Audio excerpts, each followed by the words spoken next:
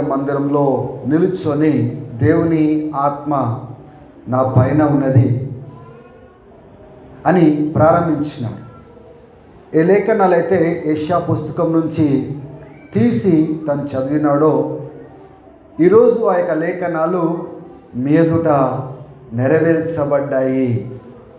దేవుని ఆత్మ నా పైన ఉన్నది, బీదలకు సువార్త ప్రకటించుటకు, చెరలో ఉన్నవారిని విడిపించుటకు, బందీలుగా ఉన్నవారిని స్వతంత్రులుగా చేయుటకు, గుడ్డి వారికి చూపునిచ్చుటకు, ప్రభు యొక్క హిత సంవత్సరము హితవస్త్రము ప్రకటించుటకు దేవుని ఆత్మ నా పైన ఉన్నది అని యేసు ప్రభు వారు చెప్పినట్లుగా మనము చూస్తూ ఉంటున్నాం.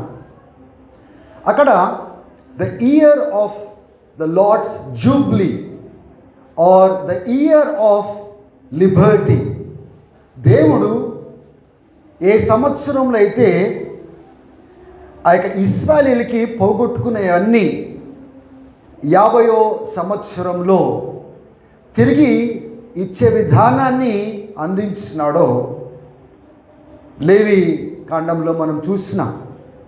ఏంటి, ప్రతి 7వ సంవత్సరం ఏం చేయాలి? వాళ్ళు భూమిని సాగు చేయొద్దు, పంటలు పొలాలు వేయకూడదు, వదిలేసేయాలి. ఏ చెట్లయితే ఆ యొక్క గార్డెన్ కానీ చెట్లు కానీ మొలుస్తాయో అవి బీదలు ఆ సంవత్సరం అంతా తినడానికి దేవుడు వదిలేసినాడు.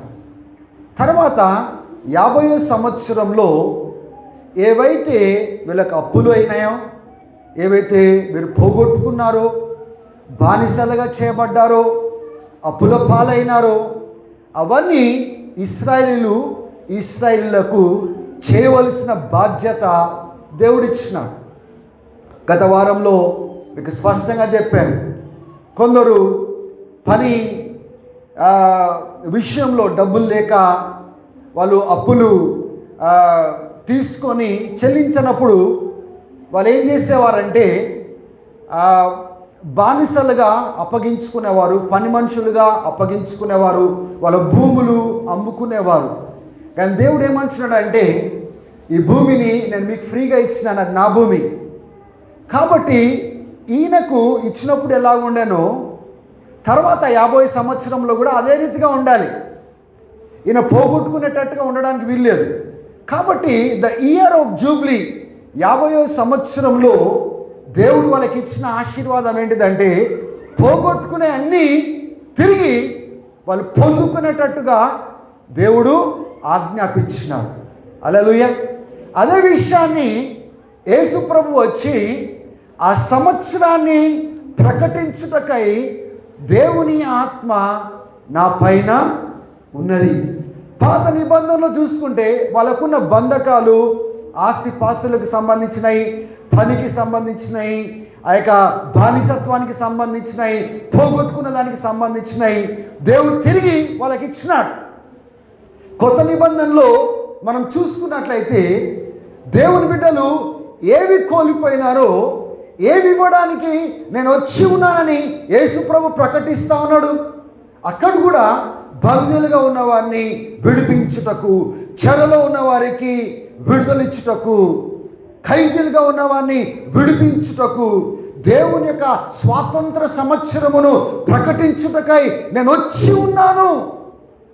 దేవుని బిడ్డలారా, యేసు ప్రభు జీవితాన్ని మనం గమనించినట్లయితే ప్రజల యొక్క బంధకాలు, ఎటువంటి బంధకాలు? వాళ్ళు చీకట్లో ఉన్నవారిని దేవుడు విడిపించినాడు. చెరలో అంటే సాతాన్ చేత బందీలుగా ఉన్నవారిని దేవుడు విడిపించినాడు. రోగులుగా ఉన్నవారిని విడిపించినాడు. పాపంలో బంధకత్వంలో ఉన్నవారిని విడిపించినాడు. నానా రకాలుగా కుష్టి వ్యాధులు కానీ అనేక రకాలైన రోగస్తులను దేవుడు స్వస్థపరుస్తూ, బాగు చేస్తూ, వాళ్ళ బంధకాలను తెంచుతూ నేను వచ్చి ఉన్నాను అని ఆయన ప్రకటించిన. హల్లెలూయా. దేవునికి స్తోత్రం. దేవుని బిడ్డలారా, దేవుడు ఏమి చేయడానికి వచ్చినాడో యేసు ప్రభు వారు ప్రకటించినాడు. అక్కడ ఆ 3.5 సంవత్సరాలు ప్రజల మధ్యలో యేసు ప్రభు ఏది పోగొట్టుకున్నది ఇచ్చుకుంటా వెళ్ళాడు. మీరు లేఖనాలన్నీ ఈ 40 days బైబిల్ రీడింగ్లో మీరు చూసి ఉండొచ్చు. ఈ 4 గాస్పల్స్ ఆల్రెడీ మనం ఫినిష్ చేసినాం. ఈ ఫినిష్ చేసిన గాస్పల్స్లలో మీరు చూస్తున్నారు కదా, యేసు ప్రభు ప్రజల దగ్గరికి పోయి ఏది ఇచ్చినాడు, ఏమి అందించినాడు, ఏది పోగొట్టుకుంటే దాన్ని తిరిగి వాళ్ళకు అనుగ్రహించినాడు. మనం ప్రతి పేజీలో మనం చూస్తాము, రోగముతో ఉంటే రోగాన్ని బాగు చేసినాడు, దయ్యాలు చేత పీడించబడితే దయ్యాలను వెలగొచ్చినాడు, కుష్టి వ్యాధి ఉంటే కుష్టి వ్యాధిని బాగు చేసినాడు. దేవుని బిడ్డలారా, చనిపోయిన వారి సహితము వాళ్ళని పైకి లేపి వాళ్ళకి అందించినాడు. నేను వచ్చినాను, రక్షకుడిని వచ్చినాను, ప్రభు నేను వచ్చినానని ఆయన ప్రకటించినట్లుగా మనం చూస్తూ ఉన్నాం. ఈ విషయాన్ని ఇంకా మనం ధ్యానం చేస్తే, యేసు ప్రభు వచ్చినాడు, చనిపోయినాడు, తిరిగి లేచి వెళ్ళిపోయినాడు. వెళ్ళిపోయిన తర్వాత ఏదైతే ఆయన ప్రకటించినాడో ఆ యొక్క హిత సంవత్సరము లేకపోతే హితవత్సరము, ఆ ఇయర్ ఆఫ్ లిబర్టీ, స్వతంత్ర సంవత్సరము ఏదైతే ఆయన ప్రకటించినాడో యేసు ప్రభు వెళ్ళిపోవడం ద్వారా ఆగిపోయిందా? ఒకవేళ ఆగనట్లయితే ఎలా ఆగలేదు? ఒకవేళ కొనసాగిందంటే ఎలా కొనసాగింది? ఆ విషయాన్ని ఈరోజు మనము చూసుకోబోతా ఉంటున్నాం. దేవుని బిడ్డలారా, ఏదైతే యేసు ప్రభు ప్రారంభించినాడో అది ఎలా కొనసాగించాలనుకుంటున్నాడు? How does Jesus want to continue that year of liberty? ఏ స్వాతంత్రం అయితే ప్రజలకు ఇస్తున్నానని వాగ్దానం చేసినాడో, ప్రారంభించినాడో దాన్ని ఎలా కొనసాగించినాడు? ఒకసారి మన మత్తయి సువార్త 9వ అధ్యాయానికి మనం వెళ్దాం. ఈ మత్తయి సువార్త 9వ అధ్యాయంలో మీరు చూడండి, 35వ వచనం నుంచి యేసు ప్రభు వారు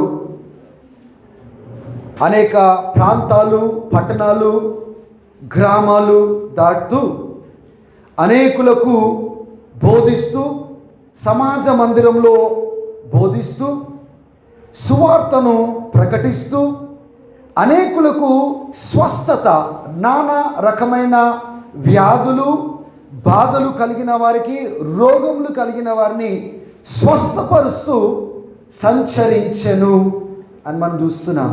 ఇది దేని నెరవేర్పు? ఇది దేవుని ఆత్మ నా పైన ఉన్నది. ఏం చేయడానికి? బందీలుగా ఉన్నవారిని విడిపించడానికి, చెరసాల్లో ఉన్నవారిని విడిపించడానికి. ఆ యొక్క నెరవేర్పు యేసు ప్రభు కదిలినప్పుడల్లా మనం చూస్తూ ఉన్నాం కదా. ఇక్కడ ఒక చక్కని మాటను మనం చూస్తాము 36వ వచనంలో.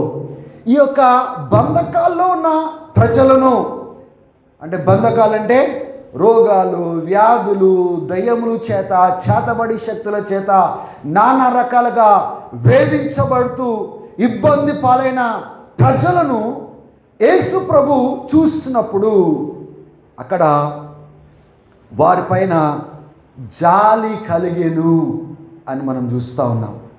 ఏం కలిగిందంటే యేసు ప్రభుకి అక్కడ వారిపైన జాలి, కనికరమును తను చూయించినాడు. హల్లెలూయా. ఎవరైనా బాగలేదనుకోండి, మన మనసులో ఏం కలుగుతుందండి? అయ్యో ఇటువంటి పరిస్థితి వచ్చిందా, అయ్యో ఇటువంటి బంధకంలో ఉన్నారా, అయ్యో ఇటువంటి స్థితిలో చేరినారా అనే ఆలోచనతో ఎలా మనము కొన్ని సందర్భాలలో స్పందిస్తాం. అందరికీ స్పందించాం మనం. బహుశా కొందరు బాగా సన్నిహితులుగా ఉన్నవారు, తెలిసిన వారు ఒకవేళ ఉన్నప్పుడు బహుశా మనము అలా స్పందిస్తామేమో. యేసు ప్రభు కూడా వారి పరిస్థితిని చూసి, వాళ్ళ కష్టము చూసి, వారి యొక్క ఇబ్బంది చూసి, వారి బాధ చూసి వారిపైన కనికరపడేను. హల్లెలూయా. వాళ్ళ పరిస్థితి ఎలా ఉందంట? వాళ్ళు నిస్సహాయ స్థితిలో ఉన్నారు. వాళ్ళ పరిస్థితి ఎలాగా ఉంది? వాళ్ళు కూలిపోయి ఉన్నారు, నిస్సహాయాలుగా ఉన్నారు. ఇంగ్లీష్ బైబిల్లో హెల్ప్లెస్ అండ్ హరాస్డ్ అని ఉంటుంది. ఇక్కడ వాళ్ళు నిస్సహాయ స్థితిలో, ఏమి తోచని పరిస్థితులలో, ఒక కాపరి లేని గొర్రెలు ఎలా చెదిరిపోతాయో వీళ్ళు అట్లా చెదిరిపోయినట్లుగా, ఆదరణ లేకుండా, సహాయం లేకుండా, విడుదల లేకుండా, విడిపించే వాళ్ళు లేకుండా, నడిపించే వాళ్ళు లేకుండా, వాళ్ళని చూసి వారిపైన జాలి కలిగినట్లుగా చూస్తూ ఉన్నాము, కనికరము కలిగినట్లుగా చూస్తూ ఉన్నాము. హల్లెలూయా. దేవుని బిడ్డలారా, యేసు ప్రభు కేవలము ఒక పనిని పైకి వచ్చేసి ఈ మిషన్లో నేనున్నాను, ఈ పనిలో నేనున్నాను అనేసి మనుషులు వాళ్ళ బాధల్ని ఏం అర్థం చేసుకోకుండా, వాళ్ళ కష్టాలు ఏం అర్థం చేసుకోకుండా బాగు చేసుకుంటా, స్వస్థపరచుకుంటా వెళ్ళలేదు. వాళ్ళతో ఒకటైనాడు, వాళ్ళ బాధతో ఒకటైనాడు, వాళ్ళ కష్టముతో ఒకటైనాడు. అక్కడ ఆయన కూడా బాధపడ్డాడు, కనికరం చూపించినాడు. లాజరస్ కూడా చనిపోయినప్పుడు ఆ మార్తాతో, మరియతో మాట్లాడుతున్న సందర్భాన్ని మనం చూసుకున్నట్లయితే, యేసు ప్రభు వారు రోదన పడుతుంటే తను కూడా ఏడ్చినట్లుగా మనం చూస్తూ ఉన్నాము. వాళ్ళ బాధలో ఈయన కూడా ఒకటై అర్థం చేసుకొని కనికరముతో కదిలి వారిని బాగు చేయడం కానీ, స్వస్థపరచడం కానీ మనం చూస్తూ ఉన్నాం. ఇక్కడ ఒక మాట అంటున్నాడు, వాళ్ళు నిస్సహాయ స్థితిలో కాపరి లేని గొర్రెల వలె వాళ్ళు ఉన్నప్పుడు శిష్యులతో అంటున్నాడు, కోత విస్తారము కానీ పనివారు తక్కువగా ఉన్నారు. కోత యజమానుడికి మొరపెట్టుము, ఆయన పని వాళ్ళను పంపిస్తాడు. దేవుని బిడ్డలారా, మొట్టమొదటిగా దేవుని యొక్క కనికరం గురించి మాట్లాడదాం. ఇదే అధ్యాయంలో మీరు గమనించినట్లయితే 9వ అధ్యాయంలో మొదటి వచనం నుంచి గమనించినట్లయితే, అక్కడ ఒక పక్షవాయు కలిగిన వాడిని యేసు ప్రభు దగ్గరికి మోసుకొని తీసుకొని వచ్చిన సందర్భాన్ని మనం చూస్తున్నాం. యేసు ప్రభు ఆ పక్షవాయు కలిగిన వారి యొక్క పరిస్థితిని చూసి, మోసుకొని వచ్చిన వారి యొక్క విశ్వాసాన్ని చూసి, ఆయన పాపమును క్షమించి ఆయనని స్వస్థపరిచినాడు. లేచి నీ పరుపెత్తుకొని నడుమని చెప్పినప్పుడు ఆ పక్షవాయువు కలిగిన వాడు స్వస్థత పొందినట్లుగా చూస్తున్నాం. యేసు ప్రభు ఎప్పుడు కదిలినా కానీ దేంతో కదిలేవాడు? ఒక వైపున దేవుని శక్తితో కదిలేవాడు, అంటే పరిశుద్ధాత్మ శక్తితో కదిలేవాడు. ఇంకొక వైపున తను కనికరముతో కదిలేవాడు. ఈ రెండు విషయాలు దేవునిలో సాగుతున్న వారు, దేవుని పనిలో సాగుతున్న వారికి అతి ముఖ్యంగా అవసరమైన లక్షణాలు. Jesus never delivered people without being compassionate towards them. వాళ్ళ పైన కనికరం చూపించకుండా, ఆ యొక్క జాలి చూపించకుండా, he never moved towards them. ఆ యొక్క బాధ ఆయనను కదిలించి, మనము ఒక పక్షవాయు కలిగిన వాడు ఆల్మోస్ట్ 38 సంవత్సరాలు ఆ నీటి కోనేరు దగ్గర యోహాను సువార్తలో మనం చూస్తాము. ఆయన పడి ఉండడము, ఎవరు ఆయనకు సహాయం చేయకపోవడము, ఎవరు ఆదుకోకపోవడము, ఆ స్థితిలో 38 సంవత్సరాలు పడి ఉండడము రోగంలో యేసు ప్రభు గమనించి అక్కడికి వెళ్ళి అంటాడు, నువ్వు బాగవ్వాలని కోరుతున్నావా? అయ్యా, నా నీళ్ళలో దింపేవారు ఎవరు లేరు. ఆ నీరు కదిలిపినప్పుడు, ఆ దూత నీటిని కదిలిపినప్పుడు వేరే వారు నాకంటే ముందే వెళ్తున్నారు, అక్కడికి నేను వెళ్ళలేకముందే వేరే వాళ్ళు దిగిపోతున్నారు, నేను వెళ్ళలేకపోతున్నాను, ఈ నిస్సహాయ స్థితిలో నేనున్నానని చెప్పినప్పుడు యేసు ప్రభు తన పైన ఆ కనికరాన్ని, ఆ ప్రేమను, ఆ జాలిని చూయించి లేచి నిలబడు అని ఆజ్ఞాపించి ఆ పక్షవాయు కలిగిన వాడిని బాగు చేసినట్లుగా మనం చూస్తూ ఉంటున్నాం. హల్లెలూయా. ఈ 9వ అధ్యాయంలో అదే విధానంగా ఒక పక్షవాయు కలిగిన వాడిని మోసుకొని నలుగురు తీసుకొని ఆ పైకప్పుని విప్పి, వేరే సువార్తలలో మనం చూస్తాము, పైకప్పును విప్పి యేసు ఎక్కడున్నాడో ఆ స్థలంలో దించినట్లుగా మనం చూస్తున్నాము. ఆ వ్యక్తిని ఆయన క్షమించినాడు. పాపాలు క్షమించడమే కాదు, స్వస్థపరిచినాడు, విడిపించినాడు. ఎవరైతే మోసుకుంటూ వచ్చినారో వాళ్ళతో కలిసి నడుచుకుంటూ పోయేటట్టుగా దేవుడు చేసినాడు. హల్లెలూయా, హల్లెలూయా. తర్వాత ఇదే అధ్యాయంలో మీరు చూడండి, మత్తయ్యను పిలుస్తాడు, నన్ను వెంబడించు, శిష్యుడుగా వెంబడించు అని పిలిచినప్పుడు ఆయన ట్యాక్స్ కలెక్టర్ అంటే పన్ను వసూలు చేసేవాడు అనమాట. ట్యాక్స్ కలెక్టర్ ఆయన బూత్లో కూర్చొని కలెక్షన్ చేస్తూ ఉంటే యేసుప్రభు అక్కడికి వచ్చి నన్ను వెంబడించు అని పిలిచినాడు. పిలిచినప్పుడు అవన్నీ వదిలేసి యేసుప్రభును వెంబడించినట్లుగా చూస్తాం. తర్వాత తన గృహంలో ఒక విందునిస్తాడు. ఆ విందులో పాపులందరినీ పిలుస్తాడు, సుంకర్లందరినీ పిలుస్తాడు, ట్యాక్స్ కలెక్టర్ అందరినీ పిలుస్తాడు. పెద్ద విందు భోజనము అక్కడ ఏర్పాటు చేస్తాడు. అప్పుడు పరిసయ్యులు అంటారు, అయ్యా ఏంటి మీ మీ ఈ బోధకుడు ఈ యొక్క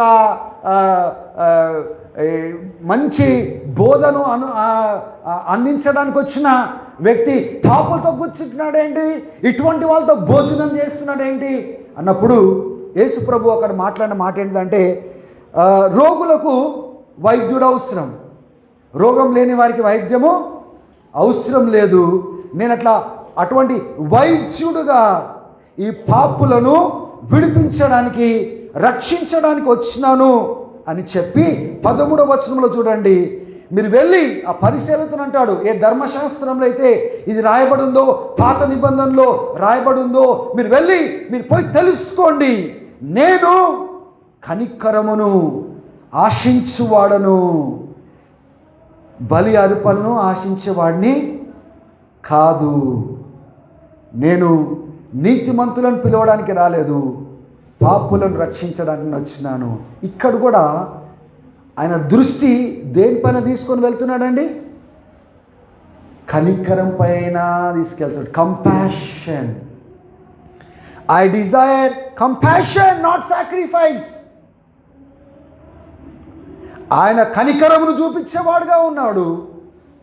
ఇతరులు కూడా కనికరము లేదా, కనికరము ఏమైంది, జాలి ఏమైంది, దేవుడు ఇది కోరట్లేదు కదా, ఇది కోరుతున్నాడు కదా, అది మీ జీవితాలలో ఏమైంది, వెళ్ళి చదివి తెలుసుకోపోండి అంటున్నాడు. ఇంకా మనం కిందకు వచ్చినట్లయితే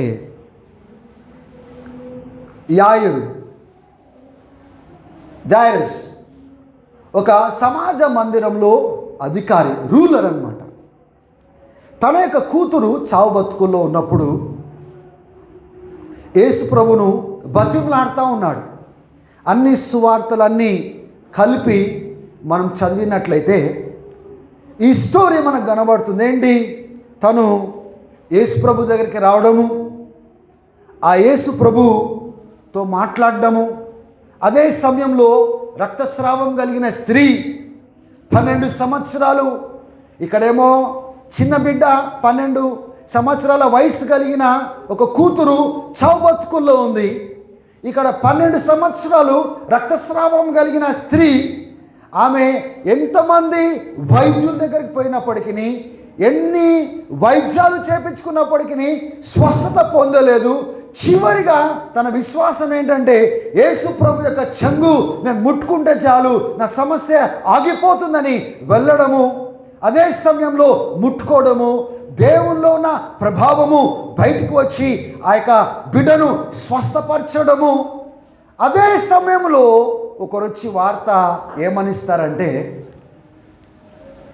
నీ బిడ్డ చనిపోయింది, ఇంకా బోధకుడిని ఇబ్బంది పెట్టకు. అన్ని సువార్తలన్నీ కలిపి మీరు చూస్తున్నట్లయితే బోధకుడిని ఇంకా ఇబ్బంది పెట్టకు. ఆ సమయంలో యేసు ప్రభు వారు ఒక చక్కని మాట అంటాడు. ఆయన వైపున చూసి కేవలము నమ్ము అంటాడు.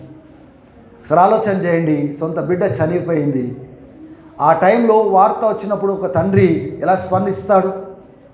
అటువంటి సందర్భంలో యేసు ప్రభు నిలబడి కేవలము నమ్ము అని మాట్లాడుతున్నాడు. ఇక్కడ ఈమె స్వస్థత పొందింది.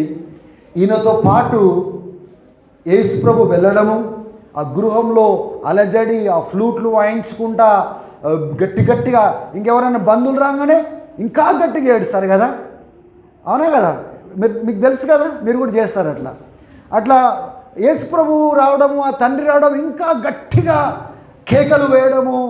అప్పుడు యేసు ప్రభు ఏం చేస్తాడు? అందరిని బయటికి పంపించేసి ఆ చిన్న బిడ్డను మరణం నుంచి లేపి ఆ తల్లిదండ్రులకు అప్పగిస్తాడు.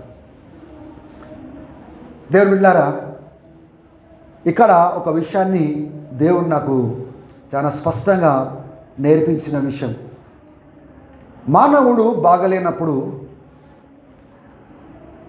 దేవుని సహాయాన్ని ఆశపడతారు. బాగు చేయాలా, స్వస్థపరచాలా, విడిపించాలని దేవుని యొక్క సహాయం కోరు. ఎప్పుడైతే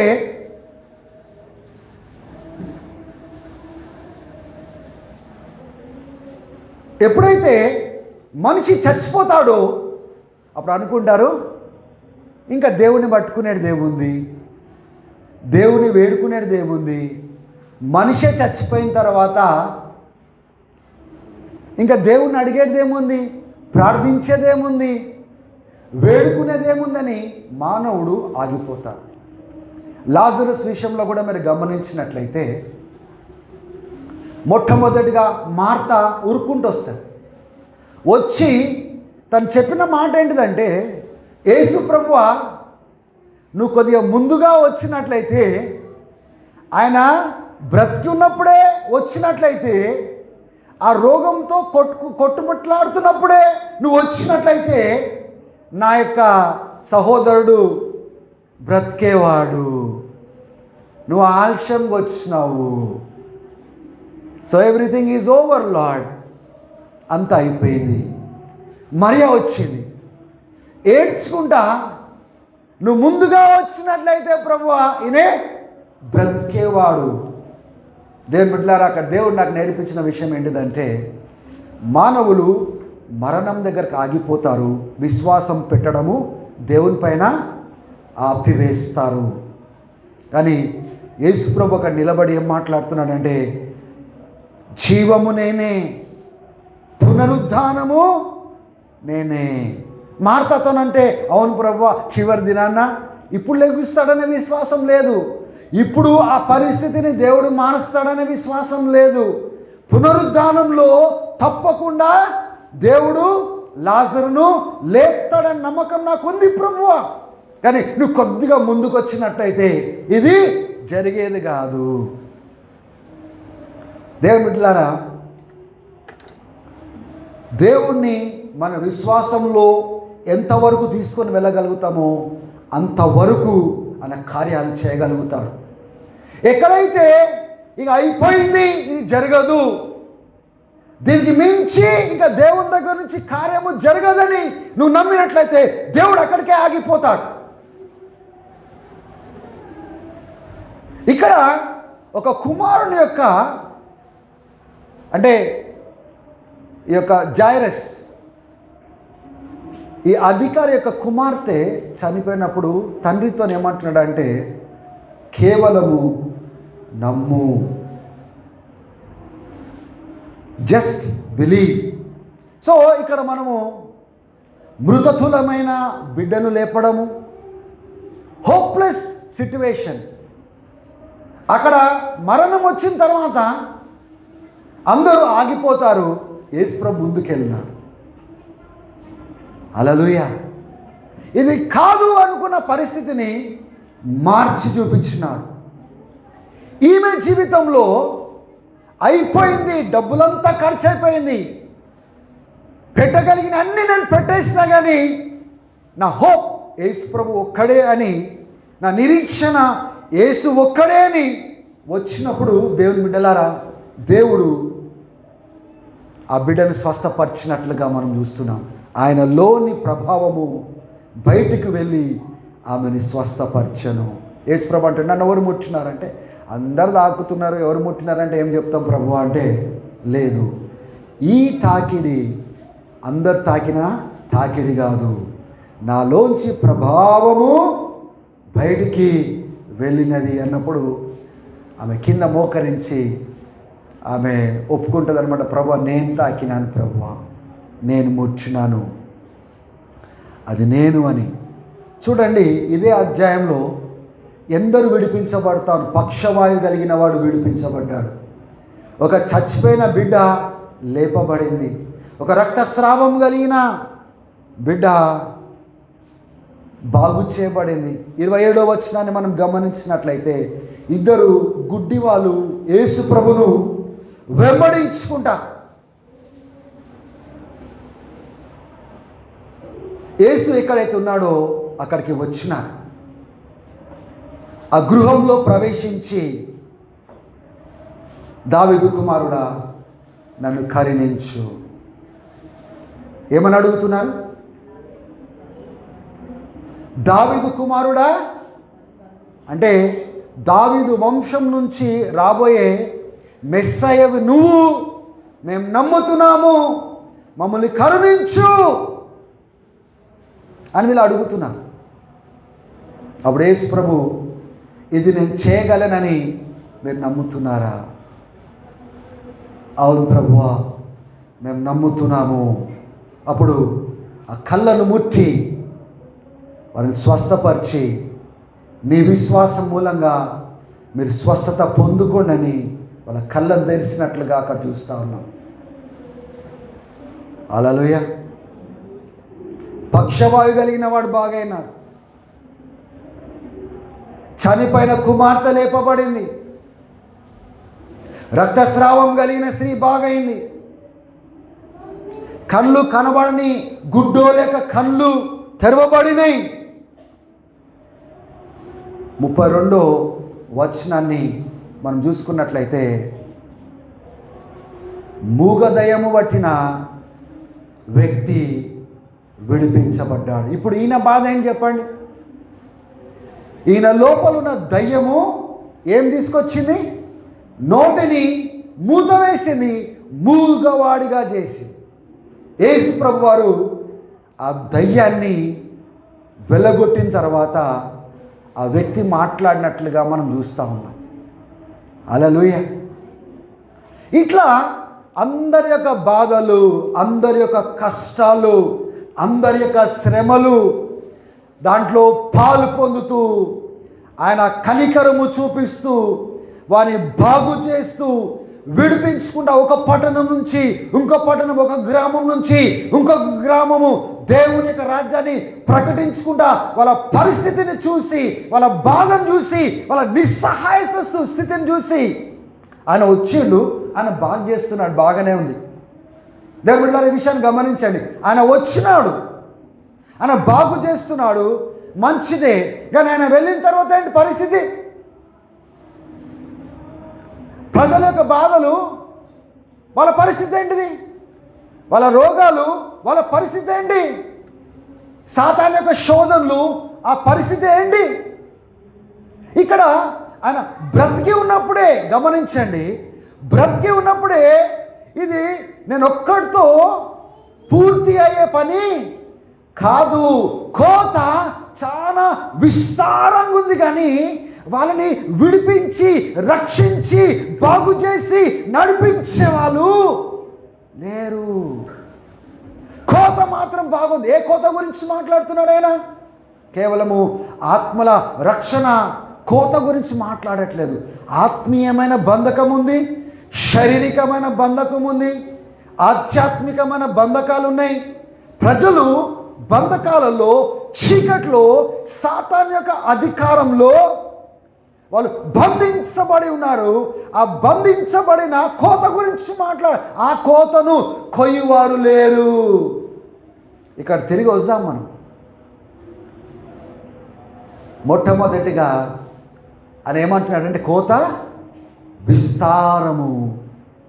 హల్లెలూయా. ఏ కోత గురించి మాట్లాడుతున్నాడండి? ఎటువంటి పనివాడి కోసము ఈయన ఆశపడతా ఉన్నాడు? ఏ రకమైన పనివాడి కోసం ఆశపడుతున్నాడండి? కేవలము యేసు ప్రభు గురించి చెప్పేసి వెళ్ళిపోయే, సువార్త ప్రకటించేసి వెళ్ళిపోయే ఆ యొక్క సువార్త కేవలం మన ఆత్మ రక్షణకు సంబంధించింది. కానీ వాళ్ళ బాధల సంగతి ఏంటి? వాళ్ళ రోగాల సంగతి ఏంటిది? వాళ్ళ వ్యాధుల సంగతి ఏంటిది? వాళ్ళ నిస్సహాయ స్థితి సంగతి ఏంటిది? ఆ దయ్యాల చేత పీడించబడుతున్న వాళ్ళ పరిస్థితి ఏంటి? ఏ రకమైన పనివారి కోసము అని ఆశపడుతున్నారు. చూడండి, నేను ఎటువంటి పనివాడును, ఎటువంటి పని నేను చేస్తున్నానో అటువంటి పనివాడు ఇక్కడ అవసరము అని చెప్తున్నాడు. హల్లెలూయా. అందుకోసమే యేసు ప్రభు వారు 12 మంది శిష్యులను ఎన్నుకున్నాడు. అవునా? ఈ మత్తయి సువార్త ఎక్కడ చెప్పండి, అది ఎక్కడుంది? నెక్స్ట్ చాప్టర్లో ఉంది, 10వ అధ్యాయంలో ఉంది. చూడండి, 12 మందిని శిష్యులను ఆయన పిలిచి మొదటి వచనంలో చూడండి, he gives them authority over unclean spirits. దేవుని రాజ్యం సమీపంగా ఉంది, పోయి ప్రకటించరండి రా బాబు అని చెప్పి పంపించలే వీళ్ళని. ఈ దినాలలో చాలా మంది ఉట్టి సువార్త ప్రకటిస్తే సరిపోతుంది, ఉట్టి ఆత్మరక్షణ ఒకటే చాలా ప్రాముఖ్యమైంది. నిజమే, ఆత్మరక్షణ ప్రాముఖ్యమైంది. దేవుని బిడ్డలారా, ఈ శరీరం కూడా ఆయన కొనుక్కున్నాడు కదా, ఈ శరీరాన్ని కూడా ఆయన సొత్తుగా చేసుకున్నాడు కదా. ఈ శరీరంలో ఏ వ్యాధులు బాధలు ఉన్నాయో ఈ మత్తయి సువార్త 8వ అధ్యాయం 16, 17 వచనాలలో ఆయన మోసినాడు కదా. ఆయన పొందిన గాయములలో స్వస్థత అని పలికినాడు కదా. అంటే యేసు ప్రభుకు మీ శరీరంలో ఏం జరుగుతుందో పట్టింపు లేదు, కానీ కేవలము మీ ఆత్మలు ఉట్టి రక్షించబడితే చాలు అన్నట్లుగా బైబిల్లో మనం చూస్తున్నామా? ఈ దినాలలో గమనించండి, సేవకుల యొక్క ఆలోచన ఎట్లా ఉందంటే కేవలం వాళ్ళు జస్ట్ స్పిరిచువల్గా సాల్వేషన్లోకి వచ్చి డెలివరెన్స్ పొందుకుంటే చాలు. ఇక్కడ యేసు ప్రభు ఏం చేస్తున్నాడండి? హీ సమన్ దెమ్, పిలిచినాడు, రండి అని పిలిచినాడు. ఆ పవిత్ర ఆత్మలను పారదొలుటకు వాళ్ళకు అధికారం ఇచ్చినాడు.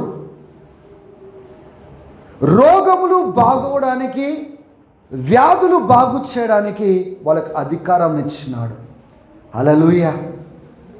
కేవలం వీళ్ళు వెళ్ళి ఆ దేవుని రాజ్యం సమీపంగా ఉంది బాబు వినండి అని చెప్పేసి రాలేదు. వీళ్ళు వెళ్ళి రోగాలు బాగు చేయి, వ్యాధులు బాగు చేయి, నా నామంలో ఏం చేయి? వ్యాధులు బాగు చేయి, నా నామంలో ఏం చేయి? దయ్యాలను వెలగొట్టు. ఒక సంగతి తెలుసా అండి, ఈ సువార్తలలోనే మీరు ఆల్రెడీ చదువు ఉంటారు, అంటే రెగ్యులర్గా చదివే వాళ్ళకి అర్థమవుతుంది నేను చెప్పబోతున్నాను. శిష్యులు యేసు ప్రభు దగ్గరకు ఒకరోజు పరిగెత్తుకుంటూ వచ్చినారు.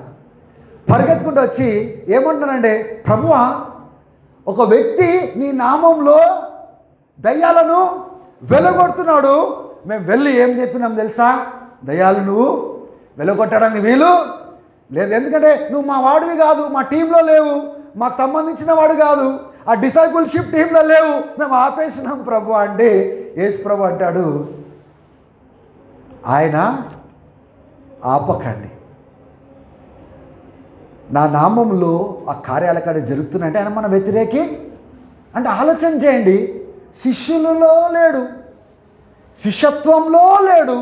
ఎవరో యేసుప్రభు జీవితాన్ని చూసి తన జీవితాన్ని అప్పగించుకొని యేసుప్రభును శిష్యులు ఎట్లా వెంబడిస్తున్నారో ఈయన కూడా ఆ టీంలో లేకుండా వెంబడిస్తూ యేసుప్రభు నామంలో ఏం చేస్తున్నాడు అంటే అంటే ఆయన నామం ఎంత గొప్పదో ఆలోచన చేయండి.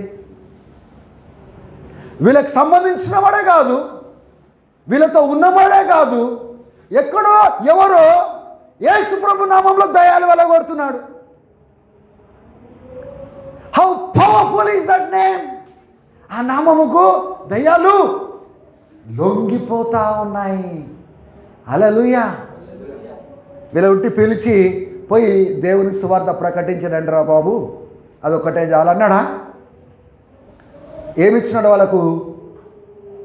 అధికారం ఇచ్చినాడు. పోయి రోగములను బాగు చేయండి, వ్యాధులను బాగు చేయండి, దయ్యాలను వెలగొట్టడం. ఒక పనివాడు ఎట్లా పోవాలో నేర్పిస్తున్నాడండి.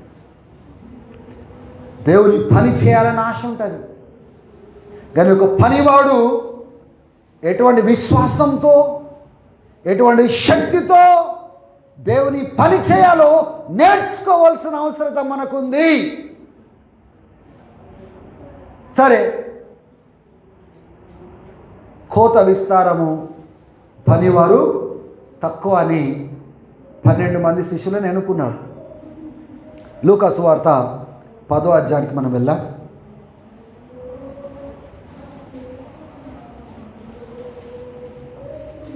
ఇప్పుడు ఎంతమందిని ఎన్నుకున్నాడు 10వ అధ్యాయంలో? 10వ అధ్యాయము 72 మందిని ఎన్నుకున్నాడు. ఎన్నుకొని కూడా ఆయన బాధను వ్యక్తపరుస్తున్నాడు. చూడండి 2వ వచనంలో, కోత విస్తారం కానీ పనివారు తక్కువ, కోత యజమానుడికి మొరపెట్టుము, ఆ యజమానుడు పనివారిని పంపిస్తాడు. ఎటువంటి పనివారు?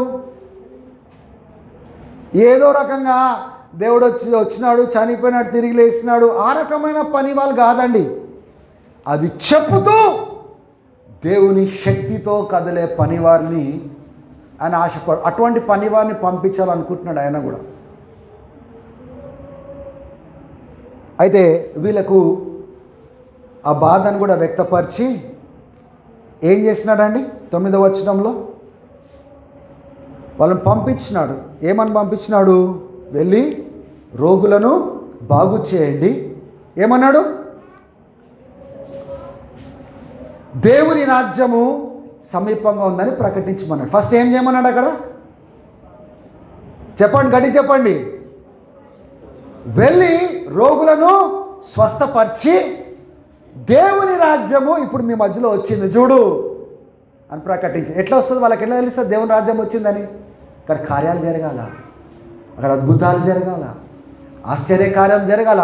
అప్పుడు ప్రజలు అంటారు, దేవుడు మన మధ్యలో దిగి వచ్చినాడు, దేవుని పరిపాలన మన మధ్యలో దిగి వచ్చినది, దేవుడు శక్తితో కదులుతున్నాడు, దేవుడు ప్రభుగా మన మధ్యలో వచ్చినాడు, ఆయన రాజ్యం మన మధ్యలో ఇప్పుడు కదులుతూ ఉంది అని వాళ్ళు అనుకుంటారు. సరే, వీళ్ళకు కూడా అధికారం ఇచ్చి పంపించినాడు. అవునా? అప్పుడు 17వ వచనానికి రండి. ఎట్లొచ్చినారు వీళ్ళు? ఎంతో సంతోషంతో వచ్చినారు. ప్రభువా, దయ్యాలు కూడా నీ నామంలో మాకు లోబడ్డాయి ప్రభువా. అప్పుడు యేసు ప్రభు ఏమంటున్నాడు 19వ వచనంలో? ఇగో చూడు, పాములను తేళ్లను త్రొక్కే అధికారాన్ని నేను మీకు ఇస్తున్నాను. ఏమిస్తున్నాడు యేసు ప్రభు ఇక్కడ? పాములను త్రొక్కుటకు, తేళ్లను త్రొక్కే అధికారము, శత్రు యొక్క శక్తి పైన, సమస్త శక్తి పైన నేను మీకు అధికారం ఇస్తున్నాను, అవి మిమ్మల్ని ఏమీ చేయలేవు. ఇది దురాత్మ సమూహం గురించి మాట్లాడుతున్నాడు, చీకటి అంధకార శక్తుల గురించి నేను మీకు అటువంటి శక్తిని, అధికారాన్ని నేను ఇస్తున్నాను. గమనించండి, ఈ 72 మంది కూడా ఎటువంటి పని వాళ్ళు?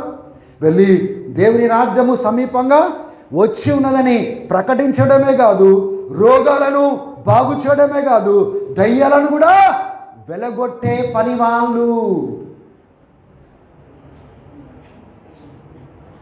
Hallelujah! What kind of worker are we? ఏ రకమైన పనులం మనము? యేసు ప్రభు వారు విడుదల ప్రారంభం చేసినప్పుడు విడుదల కార్యక్రమం స్టార్ట్ చేసినప్పుడు మొట్టమొదటిగా ఆయన పరిశుద్ధాత్మతో నింపబడ్డాడు, ఉపవాసానికి వెళ్ళినాడు, దేవుని శక్తితో పూర్తిగా నింపబడి ఆయన వచ్చి ఒక్కొక్కరిని విడిపించుకుంటా వెళ్ళినాడు. కనికరం ఒకవైపున, పరిశుద్ధాత్మ శక్తి ఇంకొక వైపున ఆయన విడిపించుకుంటా వెళ్ళినాడు. 12 మందిని ఎన్నుకున్నాడు, 72 ఎన్నుకున్నాడు. కోత మాత్రము విస్తారంగా ఉంది. ఎవరు లేరండి? ఇప్పుడు కోత, ఏ కోత?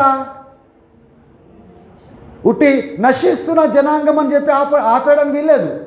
నశిస్తున్న జనాంగము, బాధలలో ఉన్న జనాంగము, రోగాలతోనున్న జనాంగము, వ్యాధులతోనున్న జనాంగము, దురాత్మ సమూహంతోనున్న జనాంగము, ఈ యొక్క కోతను కోసే పనివారు లేరు అంటున్నాడు. ఎటువంటి పనివారి కోసం అడుగుమంటున్నాడు? ఇప్పుడు ఈ కోతను కోసుకుంటా వెళ్ళే పనివారిని ఆ తండ్రి పంపించాలని ప్రార్థన చేయండి అంటున్నాడు. ఎటువంటి కోత కోసేవారు కావాలి? ఏ కోత కోసేవారు కావాలి? ఈ రకమైన కోతను కోసేవారు కావాలి. కోత కోసేవారు ఎట్లుండాలి? అధికారము, శక్తి, పరిశుద్ధాత్మ పూర్ణులై వెళ్ళి విడిపించుకొని తీసుకురా. అప్పుడు వాళ్ళు కాపాడబడతారు. ఇక్కడ ఏమన్నాడు? కాపరి లేని గొర్రెల్లాగా మీరు చెదిరిపోతున్నారు, ఆ బాధలలో కష్టాలలో కృంగిపోతున్నారు, ఆదరణ లేకుండా చెదిరిపోతున్నారు. ఇటువంటి వాళ్ళు వచ్చినప్పుడు ఒక కాపరి కిందకు వచ్చేస్తారు, క్షేమం కిందకు వస్తారు, విడుదల కిందకు వస్తారు, స్వస్థత కిందకు వస్తారు, ఆరోగ్యంలోనికి వస్తారు. దేవుని కార్యాలు వాళ్ళు స్వయాన చూసి క్షేమ భద్రతలోనికి వస్తారు. ఒక చెదిరిపోయిన గొర్రె ఒక కాపరి కిందకు వచ్చినప్పుడు ఎట్లా క్షేమం ఉంటుందో, వీళ్ళు అటువంటి క్షేమంలో నడిపించేవారు లేరు. అటువంటి క్షేమంలో నడిపించే సేవకులు లేరు.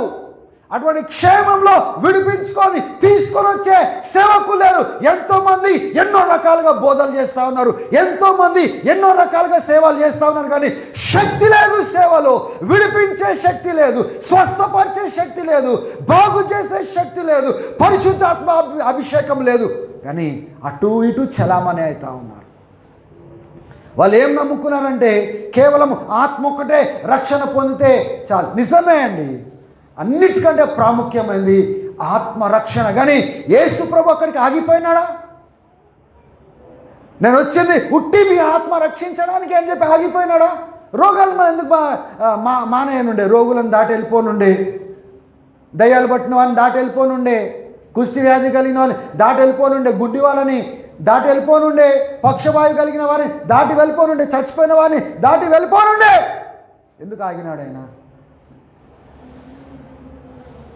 ఎందుకు ఆగినాడు?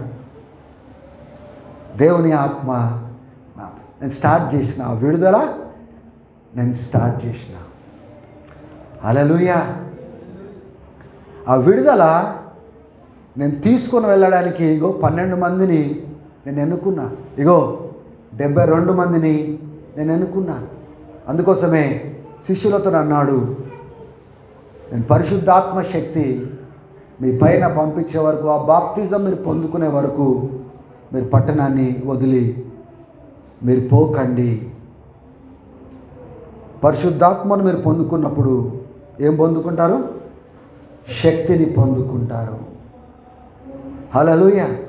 ఇప్పుడు చూద్దామా, వీళ్ళు పరిశుద్ధాత్మ శక్తి పొందుకున్న పనోళ్ళు, కోత కొయ్యువారు ఎట్లున్నారో ఒకసారి చూద్దామా? చూడండి ఒకసారి. అపోస్తుల కార్యం 2వ అధ్యాయంలో ఏముంది?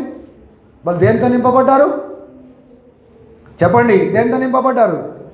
పరిశుద్ధాత్మతోనూ శక్తితో బాప్తిజం పొందుకున్నారు వాళ్ళు. హల్లెలూయా. దేవుని శక్తిని పొందుకున్నారు కదా. 3వ అధ్యాయంలో మీరు చూసుకున్నట్లయితే పేతురు యోహాను ఆలయంలో మధ్యాహ్నము సమయంలో ప్రార్థనకు వెళ్తున్నప్పుడు ఆ గేట్ దగ్గర పుట్టుక నుంచి నడవనివాడు, ఇంచుమించు అన్న వయసు 40 సంవత్సరాలు. ఎంత వయసు? 40 సంవత్సరాల వయసు కలిగిన ఎవరు ఉన్నారు అక్కడ? చేతులు ఎత్తండి ఒకసారి. 45 కాదు, 46 కాదు, 40. రైట్. ఎవరు ఉన్నారా 40 సంవత్సరాలు? ఓకే. 40 సంవత్సరాలు కాలు వాడకుండా పుట్టుక నుంచి కాలు పనిచేయని వాడు బిచ్చగాడుగా ఆ ఆలయం దగ్గర కూర్చొని ఎవరు ఏమి ఇస్తారా, వెండి ఇస్తారా, డబ్బులు ఇస్తారా అని ఎదురు చూస్తూ అడుగు తింటా ఉన్నాడు. ఆ సమయంలో పేతురు, యోహాను ప్రార్థన చేయడానికి వెళ్తున్నారు. ఈయన తెరు చూసి, అబ్బా మంచి క్యాండిడేట్లే ఉన్నట్టున్నారు వీళ్ళు, ఏదైనా ఇస్తారేమో అని ఆశపడి అటువైపున తిరిగినప్పుడు పేతురు పెద్ద ధనవంతుడు కాదు, యోహాను ధనవంతులు కాదు. వీళ్ళ దగ్గర కలిగింది లోకపరమైన ధనం కాదు, కానీ వీళ్ళు కలిగింది యేసు ప్రభువును, వీళ్ళు కలిగింది పరిశుద్ధాత్మ శక్తిని, వీళ్ళు కలిగింది గొప్ప విశ్వాసమును. వాళ్ళు ఏమన్నారంటే, వెండి లేదు, బంగారం మాత్రం మా దగ్గర లేదు, కానీ మాలో ఒకటి ఉంది, అది నీకు ఇస్తాను, నడు, యేసుక్రీస్తు నామంలో లెగు అని ఆ చేతులు పట్టుకొని పైకి గుంజినారు, ఇట్లా పైకి, నడు లెగు, ఇంకా యేసు నామంలో మాకున్నది నీకు ఇస్తామనగానే ఆ లేపుతున్నప్పుడే ఆ కీళ్ళు కాళ్ళు కదలడం మొదలైనాయి. 40 సంవత్సరాలు కదలని కాళ్ళు, వాడని కాళ్ళు ఆయన గెంతులేయడం స్టార్ట్ చేసినాడు, స్వస్థత పొందుకొని. హల్లెలూయా.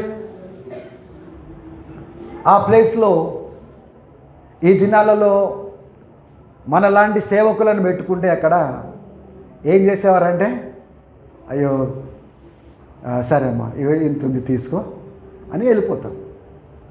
కానీ మేము కలిగింది ఇది, నువ్వు తీసుకో అని లేపుతామా మనం?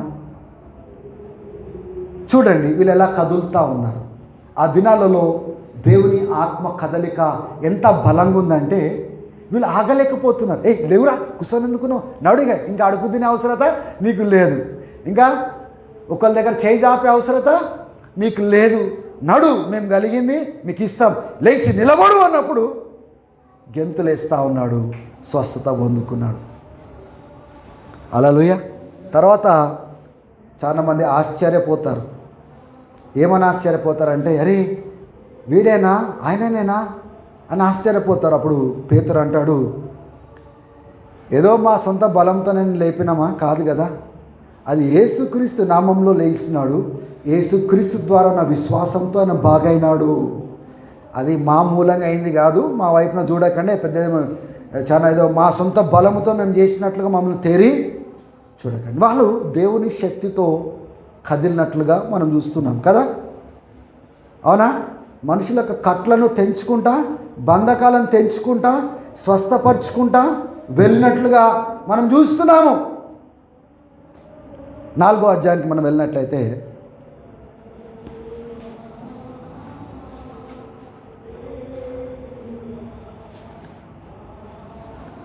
అపోస్తులను చెరపట్టుకొని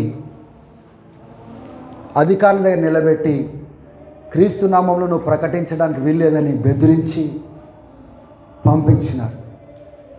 ఎందుకంటే ఈ పుట్టుక నుంచి బాగు చేసిన వ్యక్తిని బాగు చేసినందుకు వీళ్ళు హింస ఈ అపోస్తులపైకి తీసుకొని వచ్చి, ఎందుకంటే ఇప్పుడు యేసు నామంలో ప్రకటించబడడానికి వీల్లేదు, యేసు యొక్క సువార్త ప్రకటించబడడానికి వీల్లేదు, యేసు నామంలో ఈయన బాగైనాడు, అందరికి కనబడుతుంది, తృణీకరించలేరు. అరే ఇది వీడు అబద్ధం ఆడుతుండే అనడానికి కూడా లేదు. వాడు 40 సంవత్సరాలు కుంఠోడుగా ఉన్నాడు, వాళ్ళ ముందు నిలబడినా కానీ నమ్మట్లేదు, వ్యతిరేకిస్తున్నారు. అప్పుడు వీళ్ళు విడిపించబడి, అపోస్తులు విడిపించబడి మిగతా అపోస్తులను కలుసుకొని ఈ రకంగా ప్రార్థన చేసినారు. కిందటి వచనాలలో, ప్రభువా ఎందుకు అభిషక్తుడైన యేసుకు విరుద్ధంగా వీళ్ళు కారణం లేకుండా నిలబడుతూ ఉన్నారు, వ్యతిరేకిస్తూ ఉన్నారు. వాళ్ళు ఏ రీతిగా అయితే బెదిరిస్తున్నారో ప్రభువా, 29వ వచనంలో చూడండి, వాళ్ళ బెదిరింపులు చూడుము. 4వ అధ్యాయము 29వ వచనము. వాళ్ళ బెదిరింపులు చూసి ఈ దాసులకు, ఈ బాండ్ సర్వెంట్స్కి, ప్రభువా నీ వాక్యమును ఇంకా ధైర్యంగా ప్రకటించే శక్తిని ప్రసాదించు. ఆగిపోయినారు అక్కడ. గమనించండి, ప్రభువా ధైర్యంగా క్రీస్తు యొక్క సువార్త ప్రకటిస్తే చాలు ప్రభువా అని ప్రార్థన చేస్తున్నారా? ఏమని ప్రార్థన చేస్తున్నారు? 30వ వచనంలో, నీ యొక్క బలిష్టమైన హస్తము చాచి రోగులను బాగు చేయి. రోగులను బాగు చేయి. మా ద్వారా ఉట్టి బోల్డ్గా మేము ప్రకటించడమే కాదు, బోల్డ్గా ప్రభు నీ వాక్యాన్ని మేము బోధించడమే కాదు, ప్రభువా మా ద్వారా స్వస్థతలు చేయి, సూచక్రియలు చేయి, సైన్స్ వండర్స్ చేయి ప్రభు, అద్భుతాలు చేయి ప్రభువా. ఆ పరిశుద్ధుడైన యేసు నామములో మా ద్వారా ఈ కార్యాలు చేయని ప్రార్థన చేస్తున్నారు. హల్లెలూయా, హల్లెలూయా. పుట్టి మేము సువార్త ప్రకటిస్తే చాలు ప్రభువా ధైర్యంగా, అదొక్కటే మాకు కావాలంటున్నారా? మా ద్వారా హీలింగ్ చేయి, మా ద్వారా సైన్స్ అండ్ వండర్స్ చేయి, అద్భుతాలు చేయి, విడిపించు ప్రభువా, నీ బలిష్టమైన హస్తము చాచు అని ప్రార్థన చేసినప్పుడు మరలా వాళ్ళు దేంతో నింపబడ్డారు? పరిశుద్ధాత్మ శక్తితో నింపబడి ధైర్యంగా ముందుకు సాగినట్లుగా చూస్తాం. ఏం చేసి ఉంటారు? వెళ్ళి ఒకటి సువార్త ప్రకటించుంటారా? ఆ సువార్త నిజంగా దేవుని దగ్గర నుంచి వచ్చిందని ధృవీకరించడానికి ఈ సూచక్రియలు వారు చేసినట్లుగా మనం లేఖనాలలో మనం చూస్తూ ఉన్నాం. హల్లెలూయా. ఇప్పుడు 5వ అధ్యాయానికి వెళ్దాం. చూడండి 12వ వచనం చూడండి ఒకసారి. ఏమని రాయబడి ఉంది? ఈ 5వ అధ్యాయంలో మనకు తెలుసు అననయ సపేరాను దేవుడు లిటరల్గా మోసపూరితమైన బ్రతుకు, ఆ యొక్క సేవకుడి ఎదుట పరిశుద్ధాత్మకు విరుద్ధంగా అబద్ధమాడి వేషధారణ చూపించి ఏదో పేరు కొట్టేయడానికి ఆ కల్మషం తీసుకొని రావడానికి వచ్చినప్పుడు దేవుడు వాళ్ళని చంపేసినట్లుగా మనం చూస్తున్నాం అక్కడ. హల్లెలూయా. అననయ సపేరా చనిపోయినారు. ఎందుకంటే పవిత్రంగా నడుస్తున్న ఆ యొక్క గుంపులో వీళ్ళు కల్మషము తేయడానికి ప్రయత్నం చేస్తున్నారు. హల్లెలూయా. అందరికి భయం పుట్టుకున్నది. అమ్మా, దేవుడు ప్రేమ కలిగిన వాడే కాదు, కృప కలిగిన వాడే కాదు, రక్షించుకునేవాడే కాదు, కానీ మనము తప్పుడు మార్గంలో పోతే శిక్షించేవాడు అనే సంగతి కూడా అప్పుడు వాళ్ళకి అర్థమైంది. భయం పుట్టుకున్నది. ఇంకెప్పుడైనా ఇంకోసారి చేస్తారా ఎవరైనా? అది నేర్పించడానికే బహుశా దేవుడు ఆ పనిని అక్కడ చేసినాడు. ఒకవేళ వీళ్ళని వదిలేస్తే వీళ్ళు పాడవడం కాదు, వీళ్ళతో పాటు ఎంతమంది తీసుకొచ్చి అక్కడ సంఘాన్ని, సేవను ఎంత పాడు చేసేవారో మనకు తెలియదు. ఆపేసినాడు. తర్వాత చూడండి 12వ వచనంలో ఆ సందర్భం తర్వాత, అపోస్తుల యొక్క హస్తము ద్వారా ఎన్నో సూచక్రియలు, అద్భుతాలు ప్రజల మధ్యలో జరుగుతూ ఉండెను. వాళ్ళందరూ ఏక హృదయులై వాళ్ళు సొలొమోన్ ఆ యొక్క ఆ దేవాలయంలో ఆ సొలొమోన్ పోర్టికో దగ్గర వాళ్ళు కలుసుకునేవారని అక్కడ మనం చూస్తున్నాం. 15వ వచనం కూడా చూడండి. వాళ్ళ హస్తము ద్వారా సూచక్రియలు, మహత్కార్యాలు జరుగుతున్నాయి గనుక 12వ వచనం చూడండి, 15వ వచనం చూడండి. అనేకులు రోగులను వాళ్ళ టౌన్స్ నుంచి, సిటీస్ నుంచి మోసుకుంటూ తీసుకొని వచ్చినారండి. ఆ స్ట్రీట్స్ పైన, వీధుల పైన వాళ్ళని పడుకోబెట్టినారు. వీధుల పైన, స్ట్రీట్లో పడుకోబెట్టి పేతురు యొక్క నీడ పడితే చాలని ఎదురు చూస్తున్నారు. ఎందుకంటే ఆ నీడ, దైవ శక్తితో నడుస్తున్న సేవకుని యొక్క నీడ పడితే చాలు, దేవుడు నానా రకాలుగా బాగు చేయవాడు. ఒకటే విధానంగా కాదు. బైబిల్లో మనం చూస్తాము, మార్కు సువార్త 6వ అధ్యాయంలో వాళ్ళు నూనె రాసినప్పుడు, ప్రార్థన చేసినప్పుడు స్వస్థత జరిగినట్లుగా చూస్తున్నాం. బైబిల్లో వాళ్ళ కర్చీఫ్స్ ముట్టినప్పుడు, వాళ్ళ బట్టలు ముట్టినప్పుడు బాగవడం చూసినాం. యేసుప్రభు బట్టలు ముట్టిన వారు కూడా బాగైనట్లుగా మనం చూస్తున్నాం. అపోస్తుల యొక్క బట్టలు ఎందుకంటే వాళ్ళు దేవుని శక్తితో కదులుతున్నారు. దేవుని శక్తితో కదిలే వారికి సంబంధించింది నేను ముట్టుకున్నప్పుడు దేవుని శక్తిని నేను అనుభవిస్తాను అనే విశ్వాసం కలిగినప్పుడు దేవుడు కార్యం చేస్తున్నాడు. వాళ్ళ విశ్వాసం ఏంటిదంటే ఈ నూనెను తాకినప్పుడు మేము బాగవుతాము, ఎందుకంటే అది ప్రార్థన చేయబడింది. ఆ బట్టలు ముట్టుకుంటే బాగవుతాము, ఆ యొక్క కర్చీఫ్ ముట్టుకుంటే బాగవుతాము, ఆ నీడ పడితే బాగవుతుంది అనే విశ్వాసం కలిగినారు. విశ్వాసం కలిగిన వారి విశ్వాసం చొప్పున దేవుడు కార్యాలు చేసుకుంటా పోయినాడు. ఏం జరిగిందండి? 16వ వచనంలో చూడండి. ఎందరినో పట్టుకొచ్చినారు, పడుకోబెట్టినారు. నానా రకాలైన రోగులు, వ్యాధిగ్రస్తులు, అపవిత్రాత్మ పట్టిన వారు స్వస్థత నొందెను అని మనం చూస్తున్నాం. హల్లెలూయా, హల్లెలూయా. బాగైనారా? అపోస్తుల కార్యం 6వ అధ్యాయంలో 8వ వచనంలో స్టెఫెన్ని చూస్తున్నాము. ఆయన సంపూర్ణమైన దేవుని కృపా శక్తిని పొందుకున్నవాడుగా సూచక్రియలు మహత్కార్యాలు చేస్తూ ఆయన ప్రజల మధ్యలో కదిలినట్లుగా మనం చూస్తున్నాం. అపోస్తుల కార్యము 8వ అధ్యాయంలో మనం చూసినట్లయితే ఫిలిప్ హస్తము ద్వారా ఎన్నో సూచక్రియలు, 6వ వచనం చూడండి, 8వ అధ్యాయము 6వ వచనము. ఫిలిప్ ద్వారా ఎన్నో సూచక్రియలను దేవుడు చేసినాడు. ఆయన మూలంగా ఎన్నో అపవిత్రాత్మలు గట్టి కేకలు వేస్తూ పారిపోయినాయి. పక్షవాయువు కలిగిన వారు, కాలు చేతులు పనిచేయని వారు స్వస్థత పొందినారు. ఆ పట్టణంలో గొప్ప సంతోషం కలిగాను. గమనిస్తున్నారా? వీళ్ళు ఎట్లా పోతున్నారండి? హల్లెలూయా. ఎలా వెళ్తున్నారు? సంతోషంతో వెళ్తున్నారు, కరెక్టే. కానీ శిష్యులు ఎలా వెళ్తున్నారు?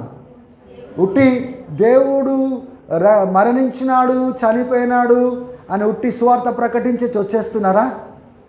లేదు.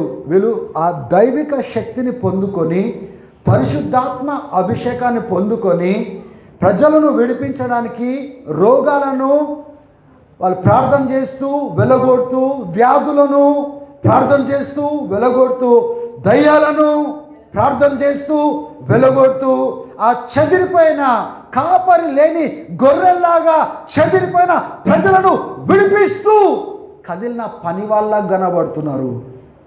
శక్తి లేకుండా అటు ఇటు సంచరించే సేవకుల్లా కనబడట్లేదు.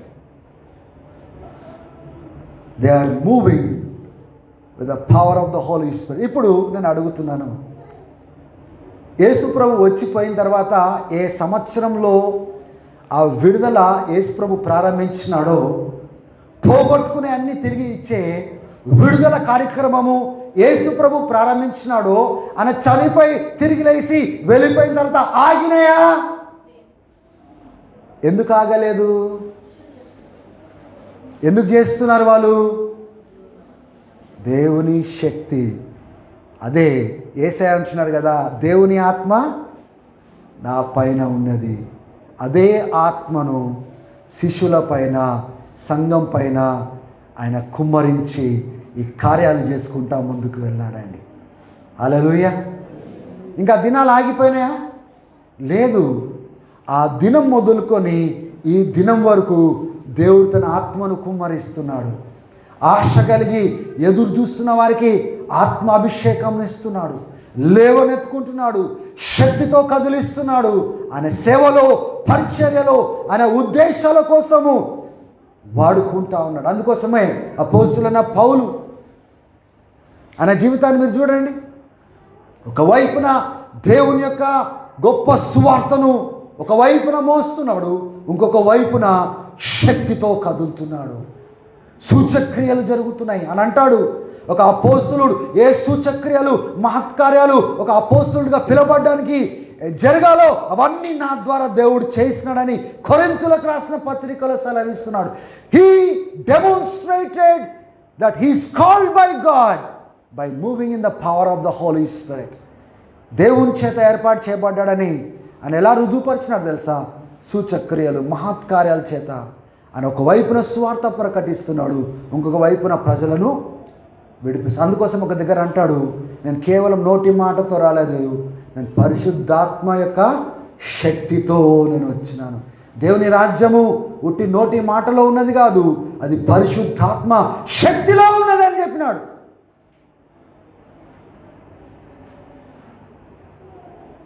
ఏ పని అయితే యేసు ప్రభు విడుదల కార్యక్రమము ఆయన నేను వచ్చినాను స్టార్ట్ చేసినానని చెప్పినాడు, ఆయన పోవడం ద్వారా ఆపేయలేదు, శిష్యులకు ఇచ్చినాడు, శిష్యుల పైన కుమ్మరించినాడు. అంత్య దినాలలో నా ఆత్మను ప్రతి ఒక్కరి పైన నేను కుమ్మరిస్తాను. వాళ్ళు భాషలు మాట్లాడతారు, వాళ్ళు ప్రవచిస్తారు, కలలు గంటారు, దర్శనాలు చూస్తారు.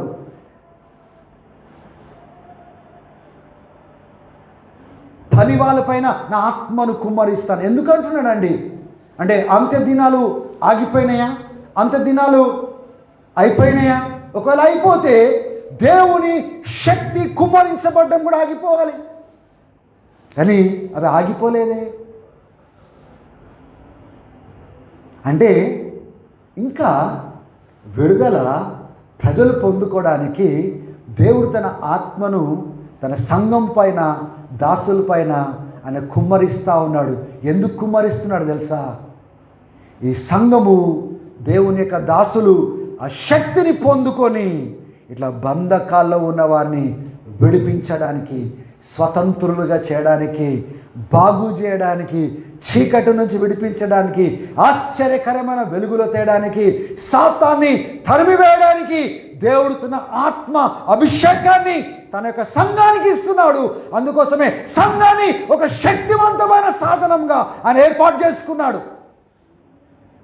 కానీ సంఘము సచ్చుగా ఒక ప్రార్థన లేకుండా, ఒక పరిశుద్ధాత్మ శక్తి లేకుండా, దేవుని సన్నిధిలో గడపకుండా, లోకం వైపున పరిగెత్తి ఆదివారం రావాలా, లోకం వైపున పరిగెత్తి ఆదివారం రావాలా, ఎండిపోయినట్టుగా వేసారిపోయినట్లుగా దేవుని ఆత్మ బలం లేకుండా, దేవుని ఆత్మశక్తి లేకుండా వచ్చి కూర్చొని పోతే ఆ సంఘాన్ని లేపుకుంటాడా అండి? ఆ సంఘము ద్వారా వేరే వారి యొక్క బంధకాలను విడిపిస్తాడా? వాళ్ళ బాధలను తీరుస్తాడా? చీకటి శక్తులను తరుముతాడా? అక్కడ మనం ఏం చేస్తాం తెలుసా? శక్తి లేదు కనుక దాటి వెళ్ళిపోతాం. మాతో కాదు, మా దగ్గర శక్తి లేదు. అక్కడ నిలబడి మా దగ్గర బహుశా మీకు వైద్యం చేయించడానికి మా దగ్గర లేకపోవచ్చేమో, కానీ ఈ రకంగా సహాయం చేయడానికి మేము చేయకపోవచ్చేమో, కానీ మేము కలిగింది మేము మీకు ఇస్తాము, నువ్వు స్వస్థత పొందు అని నిలబడి మాట్లాడేవారు ఉంటారా? Today the reason why you ended up like this is because ఈ రకంగా నువ్వు ఎందుకు ఈ స్థితికి ఎందుకు వచ్చినావు అంటే you never believe this message. ఈ సందేశాన్ని ఎప్పుడు నువ్వు నమ్మలేదు. వీళ్ళు ఈ శిష్యులు పేతురు యొక్క జీవితాన్ని అపోస్తుల కార్యంలో మీరు చదువుతున్నారు కదా. దోర్కాస్ అనే ఆ స్త్రీ చనిపోయింది అంటే అక్కడికి వెళ్ళినాడు, మోకరించినాడు, ప్రార్థన చేసినాడు, ఒక మాట పలికినాడు. ఏమని పలికినాడు? లెగు అమ్మ అన్నాడు. ఆమె లేచి కూర్చున్నది యేసునామంలో. అంటే ఆలోచన చేయండి, ఈయన ఒకప్పుడు ఎవరు? యేసు ప్రభువును ఎవరో నాకు తెలియదని బొంకినవాడు. ఈయన ఒకప్పుడు ఎవరు? చేపలు పట్టుకునేటోడు. మీరు అపోస్తుల కార్యంలో మీరు చూడండి, ఈ పేతురు యోహాను యొక్క ధైర్యాన్ని చూసి, అరే వీళ్ళు చదువులేని విద్య లేని పామర్లు కదా, వీళ్ళకి ఇంత అధికారం ఇంత శక్తి ఎక్కడి నుంచి వచ్చింది? అప్పుడు వాళ్ళు గ్రహించినారంట, వీళ్ళు యేసుతో కదిలినారు, యేసు శిష్యులుగా వీళ్ళు ఉన్నారు కనుక బహుశా వీళ్ళు ఇట్లా అయినారు. దేవుని బిడ్డలారా, వాళ్ళలో ఏం లేకుండే కానీ దేవుడు ఏం చేసినాడు తెలుసా? ఆయన యొక్క ఆత్మను ఆ పునరుద్ధానపు శక్తిని ప్రజలపైన ఆయన కుమ్మరిస్తూ ఉన్నాడు. ఈరోజు శక్తి లేని బ్రతుకుతున్నావంటే అది నీ మూలంగానే, నీ నమ్మకం మూలంగానే. నువ్వు నమ్మకం పోవడం ద్వారానే నీ స్థితి నా స్థితి ఈ రీతిగా ఉంది. నువ్వు ఒకవేళ నమ్మినట్లయితే సరే ఆలోచన చేయండి. స్టెఫెన్ ఎవరండి? స్టెఫెను డీకన్ పనిచేసేటోడు. కానీ స్టెఫెను మూలంగా సూచక్రియలు, మహత్కార్యాలు, ప్రజలు విడిపించబడ్డము అంటే వాళ్ళు ఉట్టి ఆ డీకన్ పనితో సెటిల్ కాలేదు. ఇది మేము చేసుకుంటే చాలు, ఇది ఉంటే మాకు చాలు, ఇక దీంట్లో మేము పాలు పొందితే చాలు.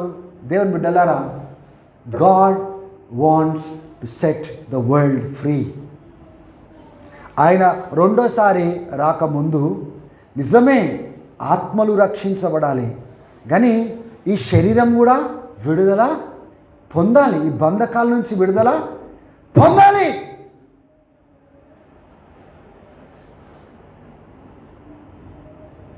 హల్లెలూయా. ఈరోజు దేవుడు మనతో మాట్లాడుతున్న విషయం ఏంటి? దేవుని ఆత్మ నా పైన ఉన్నది అని పని స్టార్ట్ చేసినాడు కదా. నేనేం చేయాలా? దేవుని ఆత్మను పొందుకొని సేమ్ స్టేట్మెంట్ని నేను రిపీట్ చేయాలి. దేవుని ఆత్మ నా పైన ఉన్నది. చెప్పండి, దేవుని ఆత్మ నా పైన ఉన్నది. నోర్లుంటే చెప్పండి కొద్దిగా. దేవుని ఆత్మ నా పైన ఉన్నది, బీదలకు సువార్త ప్రకటించి కూర్చోడానికి దేవుని ఆత్మ నా పైన ఉన్నది. అంతే కదా? కాదు, దేవుని ఆత్మ చెప్పండి నా పైన ఉన్నది, బీదలకు సువార్త ప్రకటించుటకై దేవుని ఆత్మ నా పైన ఉన్నది, చెరసాల్లో ఉన్నవాన్ని విడిపించుటకై దేవుని ఆత్మ నా పైన ఉన్నది, బంధకాలు ఉన్న వారికి బంధకాలు విడిపించుటకై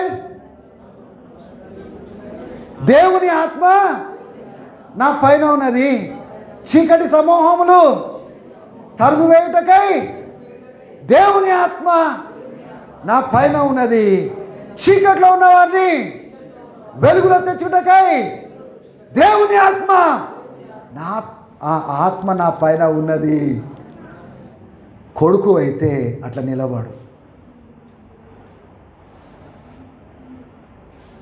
నేను చెప్పిన మాట మీకు అర్థమైతే అర్థం మీరెవరు? దేవుని కొడుకుని, దేవుని బిడ్డను, దేవుని యొక్క కుమారుణ్ణి, దేవుని కుమార్తెను. నీ తండ్రి ఇట్లున్నప్పుడు నువ్వు ఎట్లా నడిచినావు? తండ్రి ఆత్మ నీకు ఇవ్వలేదా? It is by that spirit you will walk in that power of God. Hallelujah. పాత నిబంధనలో కూడా మనం చూస్తాం, యెరుబాబెలుతో అంటాడు, యెరుబాబెలు ఏ పనిని ముగించాలనో ఆ పనిని ముగించడానికి శక్తి బలంతో కాదు, అది నా ఆత్మ ద్వారా చేస్తానన్నాడు. చాలా గ్రాండ్గా చెప్పినాడు. ఇది అట్లా కాదు, అది ఈ జ్ఞానం ఆ జ్ఞానంతో కాదు. I will do it by my spirit, I will do it అంటాడు. సో కొత్త నిబంధనలో ఆత్మను ఎట్లా కుమ్మరించిందంటే విచ్చలవిడిగా కొర్నేలి వాళ్ళు నింపబడ్డారు. ఎక్కడ పడితే అక్కడ చూస్తే ఆత్మతో నింపబడుతున్నారు, శక్తితో కదులుతున్నారు, ఆత్మతో నింపబడుతున్నారు, శక్తితో కదులుతున్నారు. కానీ సంఘం మాత్రము అదొక్కటి లేక అన్నిటితో నింపబడి ఉన్నది.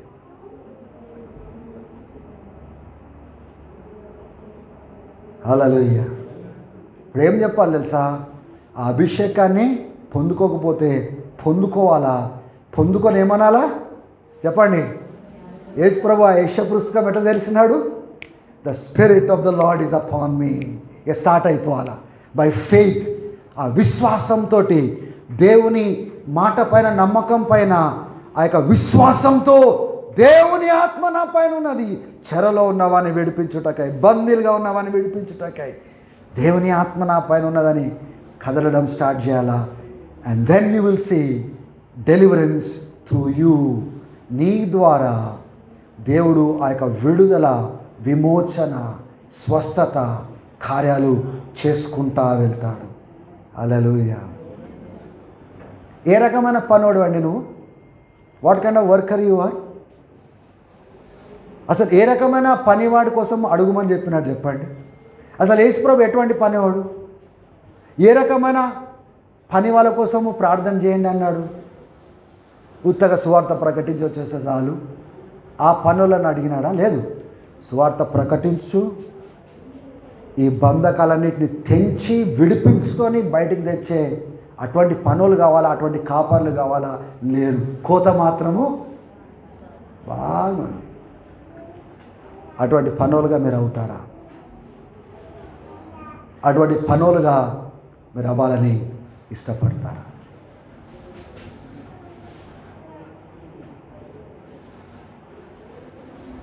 మీ ద్వారా యేసుప్రభు ఏదైతే ప్రకటించినాడో, నేను వచ్చినాను ఆ 50వ సంవత్సరంలో, ద ఇయర్ ఆఫ్ లిబర్టీ, అందరికీ స్వతంత్రము, విడుదల ఇవ్వడానికి ప్రకటించడానికి వచ్చినాడు. అది ఇప్పుడు కొనసాగిస్తున్నాడు. ఆయన రాకడ వరకు కొనసాగిస్తాడు. హల్లెలూయా. తర్వాత మనందరినీ ఆయన రాజ్యంలోనికి తీసుకొని వెళ్తాడు. 1000 పరిపాలనలోనికి తీసుకొని వెళ్తాడు. ఆమేన్.